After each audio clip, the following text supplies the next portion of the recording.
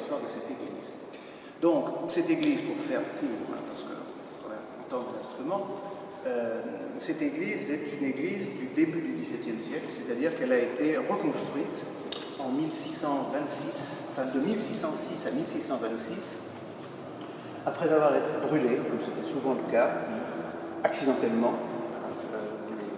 brûlée dans de grandes proportions, c'est pas uniquement le toit de Notre-Dame de Paris, c'était pratiquement toute l'église, une église du XVe siècle, et dont il n'est resté que la tour, que vous voyez, qui est une tour du XVe siècle, 55 mètres, qui est une tour beffroi, une magnifique tour forteresse, puisque c'était une église forteresse, c'est-à-dire que c'était une église qui était inscrite dans les murailles de la ville qui était sacrée des murailles, comme beaucoup de villes importantes, c'était une ville importante. Et il y a eu un incendie en 1606, et on a donc décidé de reconstruire cette église. Il faudra 20 ans pour reconstruire l'église, loin des 5 ans prévus pour, voilà, avec les techniques de l'époque, qui étaient quand même assez poussées. Donc en 1626, l'église est terminée, elle est à nouveau reconsacrée, c'est Notre-Dame de l'Assomption, et on sait, je dis bien on sait, mais on n'a pas de certitude avec des documents, on sait par d'autres témoignages qu'il y a dès 1627 un homme. Cet orgue est décrit, cet orgue est celui-ci, qui se trouve non pas sur cette tribune, mais qui se trouve sur un jubé, c'est-à-dire sur les tribunes, comme on en construisait souvent au début, à la fin du XVIe siècle, début du XVIIe siècle, dans l'esprit de la contre-réforme, qui était cette tribune qui fermait le chœur, qui marquait donc la séparation entre les prêtres et l'assemblée, puisque la messe était en latin, le dos, et les gens ne participaient pas à la messe. Alors, il y avait des jubés qui étaient soit en pierre, soit en bois. Là, c'était un jubé en bois, du même bois que l'orgue, c'est-à-dire en noyer. C'est un arbre quand même fréquent dans le Jura.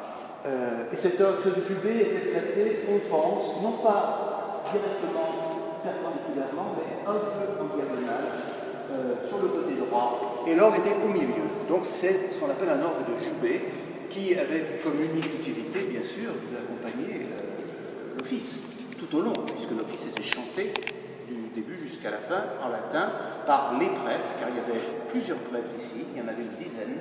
C'est ce qu'on appelle une familiarité de prêtres. Bourgeois était une ville relativement importante, c'était un bailliage, et l'organiste donc accompagnait, comme c'était souvent l'usage, de la paille par terre, et les gens debout à genoux, voilà. C'était à dur. Voilà. Et donc l'orgue est en 1627 sur ce jubé, au milieu, donc de chaque côté du jubé, il y a, on lit l'évangile, on lit l'épître, il y a le côté de l'évangile, le côté de l'épître. Mais on ne savait pas qui était l'auteur de cet instrument, et il a fallu attendre, je dirais, la fin du XXe siècle pour le savoir, parce que, comme vous le savez sans doute, la Franche-Comté était une terre ravagée par la guerre pendant tout le XVIIe siècle. Tout le XVIIe siècle. Guerre de 30 ans qui a affecté toute l'Europe, prince protestant contre l'Église catholique, etc. Et puis, je dirais, les succédanées locales de la guerre de 30 ans, qu'on a appelé la guerre de 10 ans en Franche-Comté, qui s'est déroulée de 1634 à 1644, et qui était une guerre également religieuse, mais qui a été déclenchée par le cardinal de Richelieu, qui avait eu un jour une idée lumineuse qu'il a soufflé au roi Louis XIII, disant tiens, et si on s'emparait de la Franche-Comté, car la Franche-Comté, bien sûr, n'était pas française.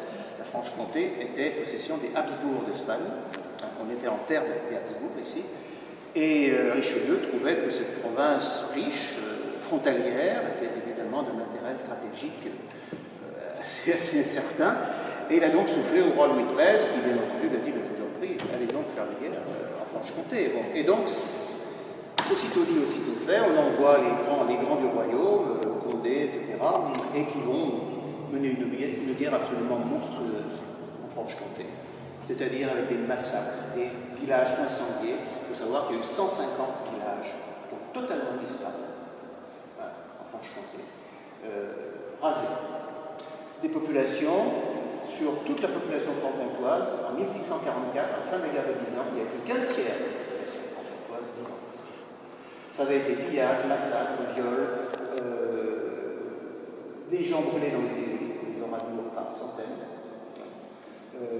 famine, peste, cannibalisme, puisque les gens n'avaient rien à manger, donc ils finissaient par manger leurs enfants. Les mères mangeaient les bébés. Abominable. Alors il faut lire Bernard Clavel, qui a très bien raconté ça dans les colonnes du ciel, qui est un célèbre roman sur cette époque. Avec tous les documents effroyables qu'il a pu consulter. Donc l'orgue est là, en 1627, il va traverser toute cette période. Tant bien que mal, parce que il va y avoir des batailles dans l'Orgelet, Orgelet va être prise, reprise, bon, etc. On va se battre, il va y avoir des incendies. Et puis, 1644, on arrive à une paix où finalement il y a un accord entre le roi de France et le roi d'Espagne.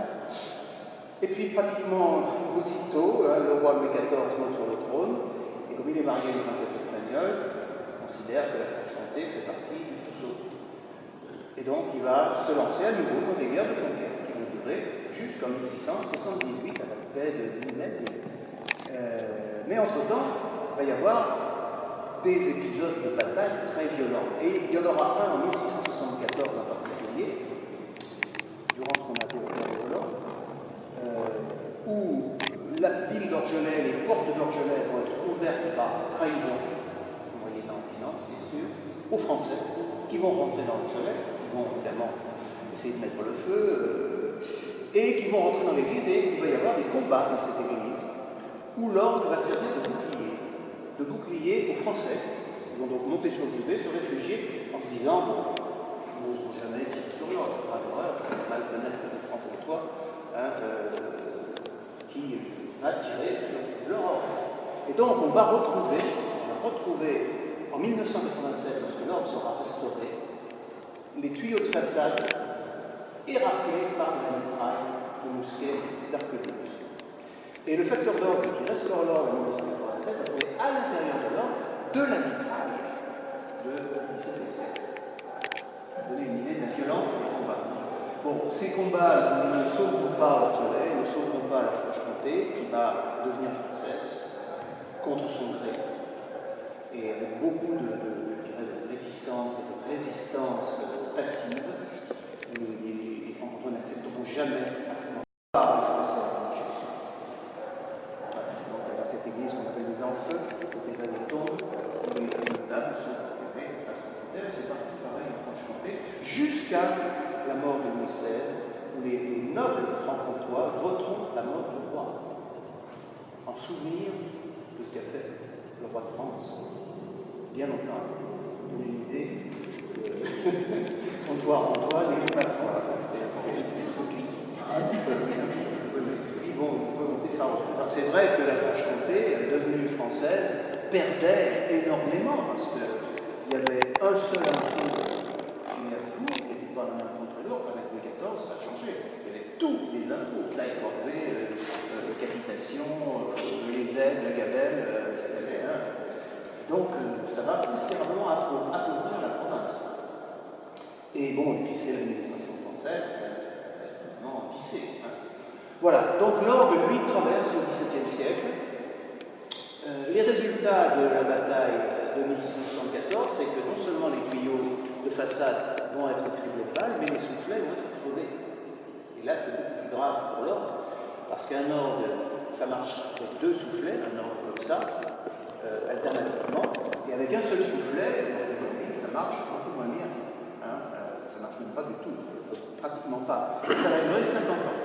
C'est-à-dire que pendant 50 ans, faute de moyens financiers, l'orgue va être, je dirais, dans un état lamentable, quasiment muet. Il faut attendre 1725, à un moment qui est en régence, c'est donc un moment où il n'y a plus de guerre où il y a plus de guerre à l'intérieur de la France, où la prospérité est quand même revenue, où d'autre part l'intérêt pour la religion baisse un petit peu, sous la régence.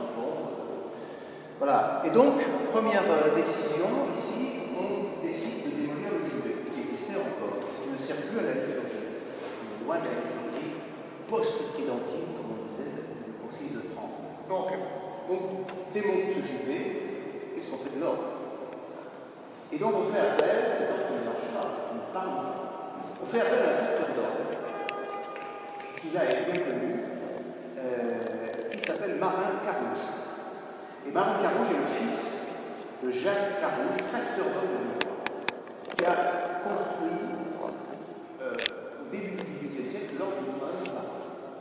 Donc c'est un grand facteur d'ordre. Son fils est également un grand facteur d'ordre qui est installé dans le Tour à Ornans, au pays de Courbet, et qui a travaillé sur pas mal d'instruments dans la région, qui a fait un orgue à Salins, qui a fait un orgue à Arlois, qui existe toujours, qui a fait un orgue à Champagnol, qui existe toujours, qui a fait un orgue à Chelvieux, en Auvergne, qui a fait un orgue à Périgueux, il a voyagé, il a fait des instruments, et on l'appelle pour expertiser, pour restaurer l'instrument. Voilà. Et donc la première chose qu'il fait, c'est, évidemment, puisque l'orgue n'a plus sa place sur le jubé, puisqu'il n'est plus jubé, lui, immédiatement, il dit cet orgue, il faut le mettre là.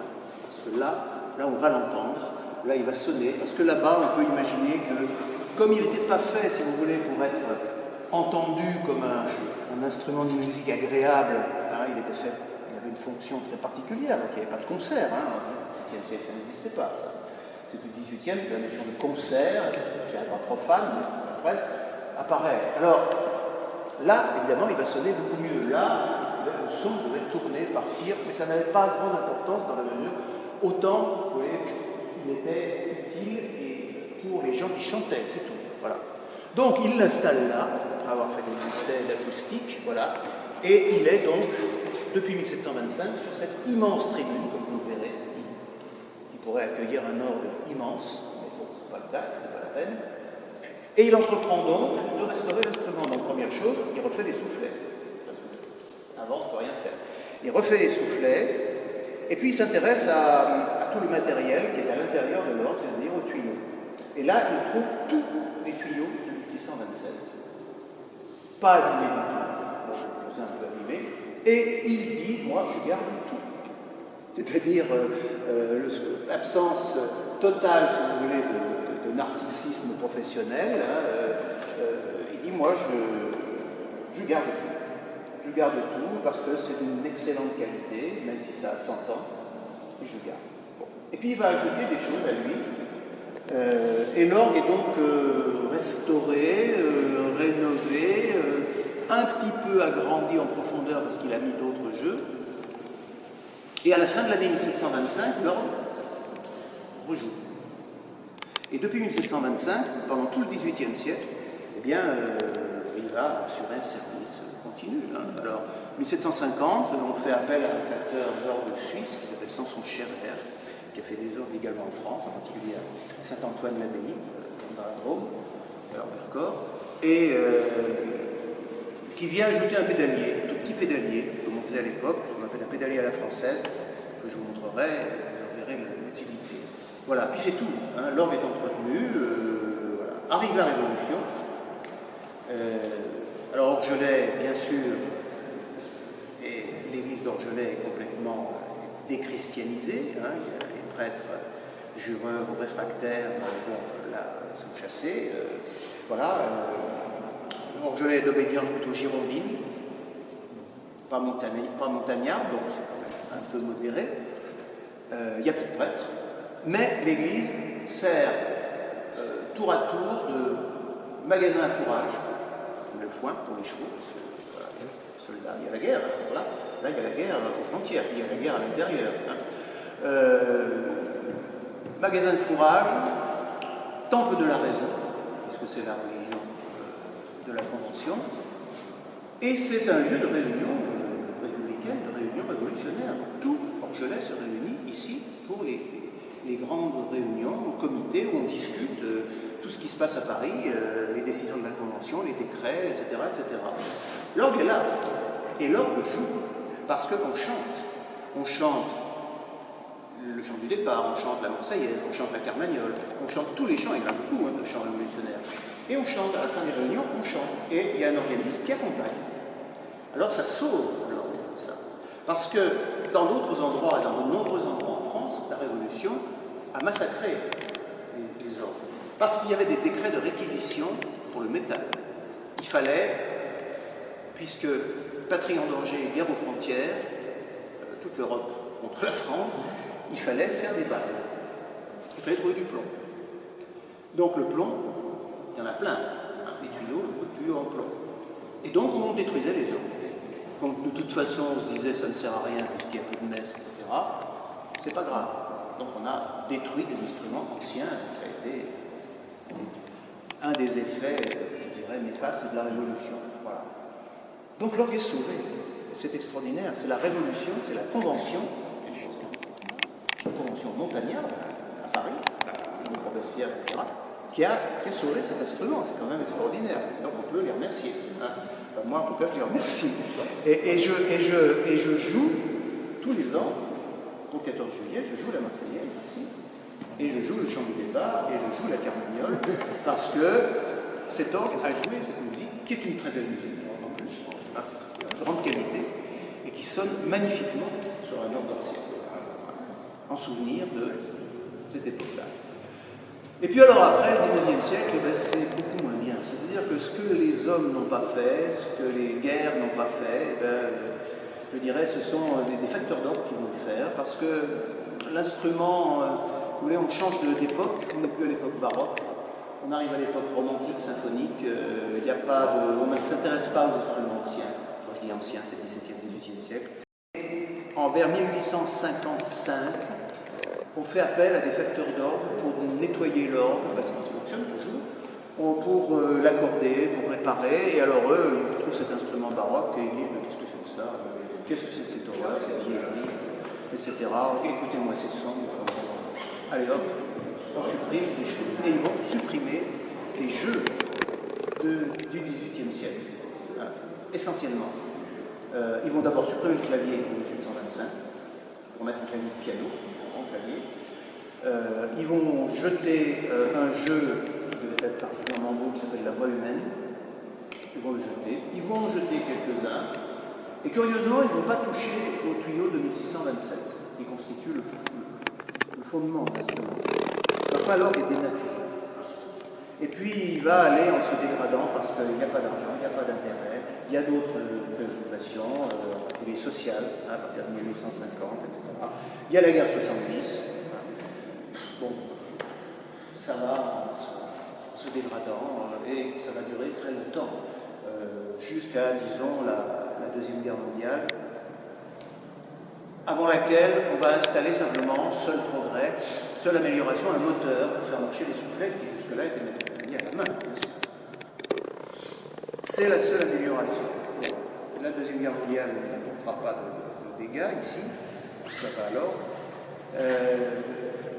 Dans les années 50, 60, on décide de classer le meuble, ce qu'on appelle le buffet de l'orgue, parce qu'il est quand même de 1627, voire avant. Et c'est quand même une belle œuvre d'art. Donc on le classe, on le nettoie, mais on ne le nettoie pas complètement. Hein. Il faut savoir que ce buffet, qui était sans doute polychrome, certainement polychrome, parce qu'on a trouvé de la couleur un peu partout, avait été recouvert au XIXe siècle d'une peinture marron, qui cachait tout. Voilà. Bien, enfin en tout cas, on ne peut plus toucher au buffet. Et puis il va falloir attendre les années 80 pour que, enfin, avec le renouveau d'intérêt pour les instruments anciens, orgue en particulier, on s'intéresse à cet instrument. Et quand je dis on, il s'agit en particulier d'un organiste qui fut sans doute, enfin, à mon sens, le plus grand organiste français, qui était Michel Chapuis, qui est mort il y a 2 ans, et qui était jurassien, qui était de Dole, et qui connaissait bien cet instrument, comme il connaissait bien tous les instruments arabes, il connaissait bien tous les instruments français anciens, et qui a été un des pionniers du retour aux instruments anciens, qui a enregistré dans les années 60 le premier, les orgues anciens en France, Poitiers, Souvigny, Saint-Maximin, etc. Un véritable, un grand artiste, et lui, il connaît cet instrument, il est déjà venu le voir, intéressant, etc. Et puis, années 80, il est nommé professeur au Conservatoire de Paris, titulaire de l'ordre de la Chapelle Royale de Versailles, bon, c'est le sommet, et il est également à la commission des ordres historiques au ministère de la Culture. C'est-à-dire il est chargé de voir le dossier de classement. Et il amène le dossier d'Orgelet, qui lui est cher. Et il dit qu'il faut classer ces instruments. L'orgue est classé, il est inscrit à l'inventaire, il est classé. 1984. Et à partir de là, il y a un appel d'offres. On cherche un facteur d'orgue. On va en trouver un qui s'appelle Bernard Aubertin, qui est un très grand facteur d'orgue aujourd'hui, qui à l'époque était encore un jeune facteur d'orgue. Il est venu de Lorraine, il s'est installé dans le nord du Jura, à Courtefontaine, c'est près de Quingé. Et il est chargé, cahier des charges, il faut retrouver l'instrument de 1725. Point barre. Tout ce qui est après n'est pas historique. Donc c'est 1627, 1725. Alors il va s'atteler à cette restauration, il démonte l'instrument, il l'emmène en atelier, complètement, et pendant un an il va le restaurer. Et il va le ramener à la fin de l'année 1985, complètement restauré, des soufflets neufs, avec un orgue qui est ressuscité. Vous allez entendre de quelle façon. La restauration, c'est admirable. Et Michel Chapuis inaugure l'instrument en novembre 1985. Voilà. Donc l'instrument est reparti pour une nouvelle vie. Simplement, seul problème, c'est qu'il n'y a pas d'organiste. Voilà. Donc il a été restauré à grands frais, car ça coûte très très très cher. Par l'État, le département, la région, les sponsors, France Télécom, etc. Bien sûr. Bon. Et ça coûte quand même très très cher. Je n'ai plus le prix, mais c'était très très cher. Une année de restauration, c'est du boulot. Il n'y a pas d'organiste. Ou alors, de temps en temps, bon, mais il n'y a pas d'organiste vraiment. Et moi, je reviens, enfin, j'arrive dans cette région, qui est une région où ma famille maternelle est originaire, par Orgelet même, mais là. Et je suis là, je connais bien Michel Chapuis, c'est un ami, et qui me dit, mais vous savez qu'il y a un orgue à Orgelet, pourquoi n'iriez pas vous voir cet instrument allez donc jouer cet instrument. Et donc je viens, évidemment, je ne me fais pas prier, et là, je suis très bien accueilli, même le curé de l'époque était très gentil, il ne s'intéressait absolument pas à l'Europe.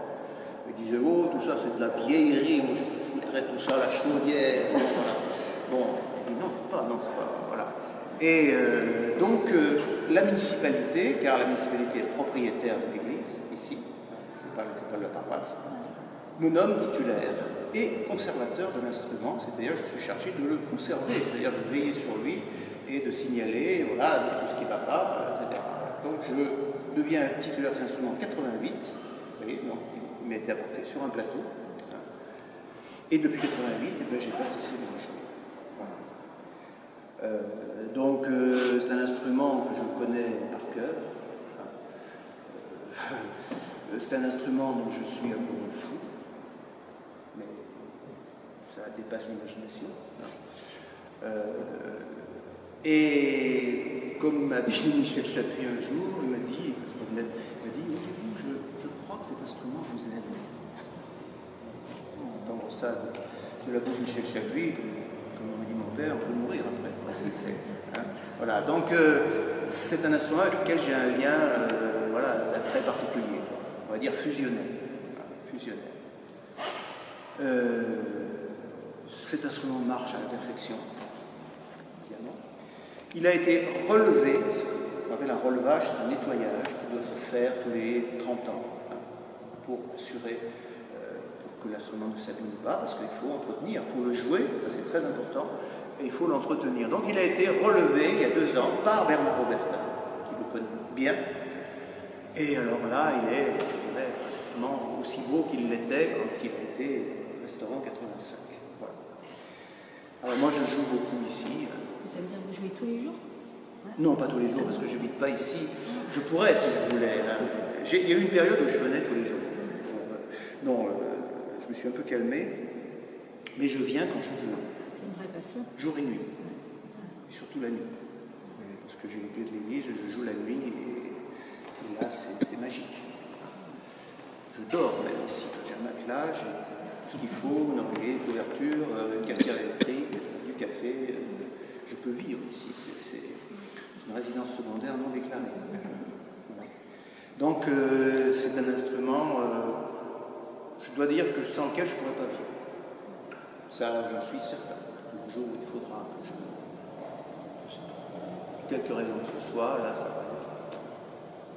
Je pense pas trop. Voilà. Mais bon, voilà. Voilà. Donc, je crois vous avoir tout dit. Est-ce que vous avez des choses que vous voudriez savoir que je n'aurais pas abordées?